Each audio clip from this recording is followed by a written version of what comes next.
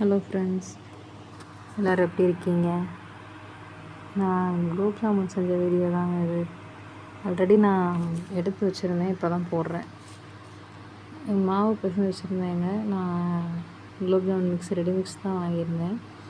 மாவு பிசைஞ்சு வச்சுட்டு சீனி பாகு செய்கிறேன். நான் சீனி அளவு எப்போயுமே அந்த பாக்கெட்டில் இருக்கிற அளவு போட மாட்டேங்க, கொஞ்சம் கம்மியாக தான் போடுவேன். ரொம்ப இனிப்பு தித்திப்பாக இருக்கிறது பிடிக்காது, அதனால் கொஞ்சம் கம்மியாக தான் அளவு போடுவேன். போட்டு நல்லா எண்ணெயில் சீனி பாகு ரெடி ஆகிடுச்சு. அப்புறம் எண்ணெயில் பொரிச்சது அப்படியே பக்கத்துலேயே வச்சு போட ஆரம்பித்தாச்சு. கொஞ்சம் நல்லா ஊறினதுக்கப்புறம் நல்லாயிருக்கும். நான் பாருங்கள், நல்லா குட்டி குட்டியாக தான் போடுவேன், ரொம்ப பெருசாலாம் போட மாட்டேங்க. அதை விட இந்த ட்ரை குலோப் ஜாமுன் சாப்பிட்ருக்கீங்களா? சீனி பாகில் போடாத குலோப் ஜாமுன் சூடாக, அது ரொம்ப டேஸ்ட்டாக இருக்குங்க. ட்ரை பண்ணி பாருங்கள், எனக்கு அது ரொம்ப பிடிக்கும். இனிப்பு அந்த சீனி பாகில் போட்ட குலோப் ஜாமுனை விட ட்ரையாக சுட்ட உடனே சூடாக எடுத்து வச்சுட்டு சாப்பிட்ற அந்த குலோப் ஜாமுன் வந்து நல்லாயிருக்கும். ட்ரை பண்ணி பாருங்கள்.